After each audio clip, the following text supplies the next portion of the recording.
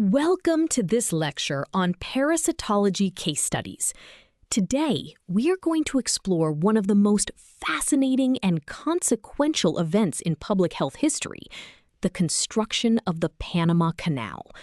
We will discover how microscopic parasites brought a massive engineering project to a halt, and how understanding the ecology and mathematics of these organisms allowed humans to finally fight back and succeed.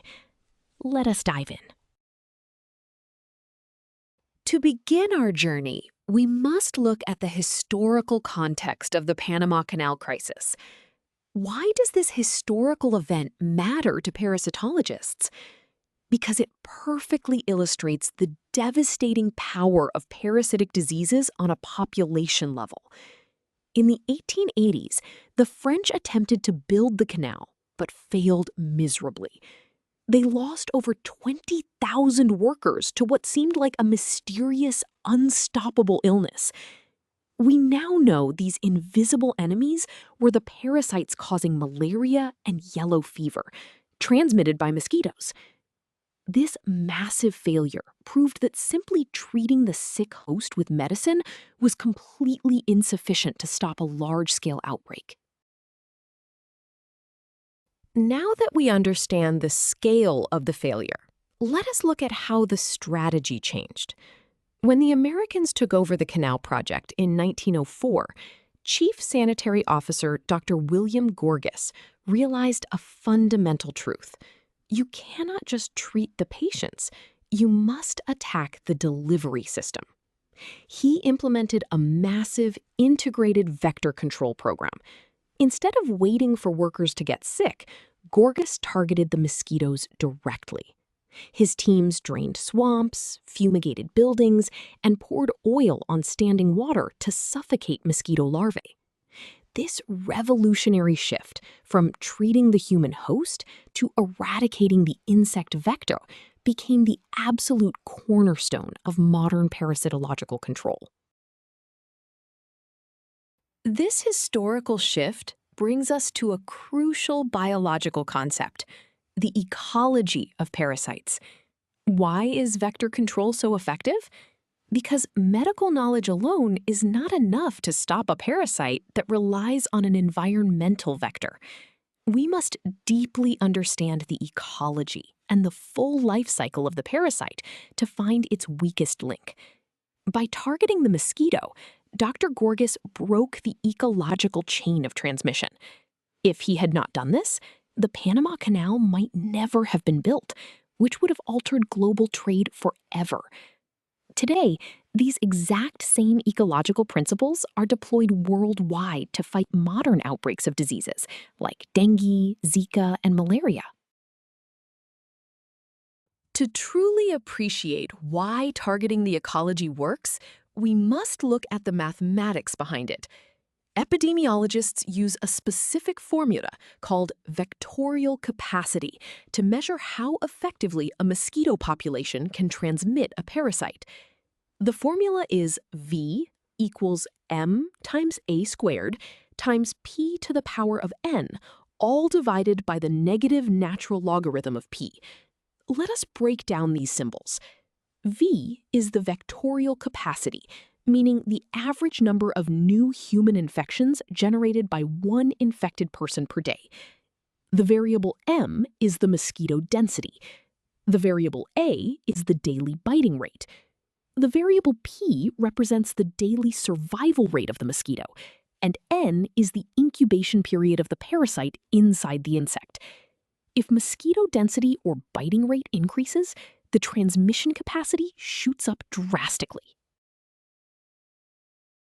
Before we move on, let us see this formula in action with a concrete example from the Panama Canal worker camps before any interventions. We are given a mosquito density of 10. The biting rate is 0.5, meaning a bite every 2 days.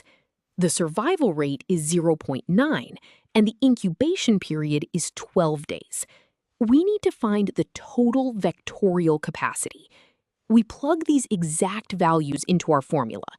First, we square the biting rate to get 0.25, and calculate the survival probability over 12 days, which is roughly 0.282. Multiplying the numerator gives 0.705. The denominator evaluates to 0.105. Dividing these gives a final vectorial capacity of 6.71. This physically means one sick worker leads to nearly 7 new infections every single day. Now that we have used this formula, let us understand where the denominator comes from mathematically.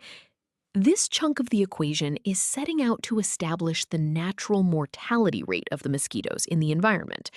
The daily survival rate is given as 0.9.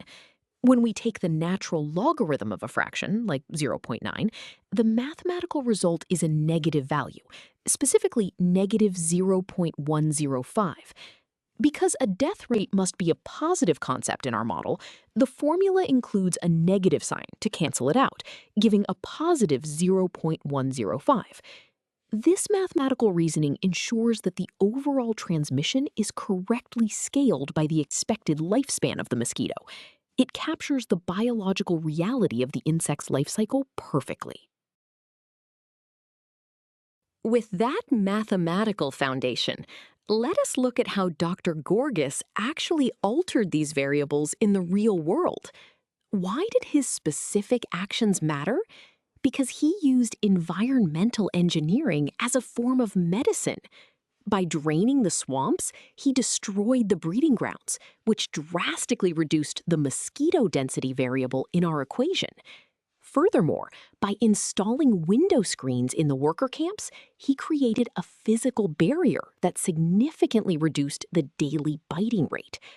Notice that the biological constants, like the mosquito's survival rate and the parasite's incubation period, remained completely unchanged. The environment itself did not change the mosquito's internal biology. Rather, human engineering altered the interaction between the human and the vector. Let us now calculate the impact of these engineering interventions using our formula. We are given new values. The mosquito density has dropped to 2, and the biting rate has dropped to 0.2 bites per day. The survival rate and incubation period remain the same. We want to find the new vectorial capacity to see if the intervention was successful. We plug the new density and biting rate into the numerator. Squaring the new biting rate gives 0.04. Multiplying the numerator terms together yields 0.02256. The denominator remains 0.105. Dividing these gives a final answer of 0.21. Physically, this means the transmission rate is now well below 1, meaning the outbreak will naturally die out. So we have proven that the transmission drops significantly. This brings us to a deeper mathematical insight about why window screens were so incredibly effective. This chunk of reasoning establishes the power of the squared term in our formula. The biting rate is squared in the numerator. Originally, the biting rate was 0.5, which squared to 0.25. After installing screens, the rate dropped to 0.2, which squares to a very small 0.04.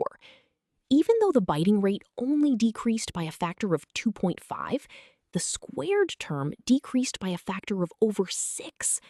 This mathematical reality proves the intuition that preventing mosquito bites is exponentially more powerful than just reducing mosquito numbers. It perfectly explains why the American effort succeeded. Now that we have seen the math, let us visualize this concept. Here, you are looking at a schematic diagram of the parasite transmission cycle. On the left, we have the human worker, and on the right, the mosquito vector. The circular arrows represent the continuous, unbroken life cycle of the parasite, moving back and forth between host and vector. Notice the large red X in the center, breaking the arrows. This represents the vector control interventions, specifically the swamp drainage shown at the bottom. By destroying the habitat, the ecological chain is physically severed. The diagram teaches us that you do not need to cure the human to stop the disease. You simply need to break the cycle of transmission. To wrap up our lecture, let us review the most important ideas we have covered. First, the successful construction of the Panama Canal was not just an engineering victory, but a triumph of integrated vector control. Second, we learned that defeating a parasite requires us to look beyond the human host and attack its ecological chain of transmission. Third, the vectorial capacity formula allows us to mathematically model and predict the severity of an outbreak. Finally, we saw mathematically that reducing the biting rate has an exponential impact on stopping the disease. You have now covered the full topic of this historic case study and the mathematics that make modern epidemiology possible. Great job!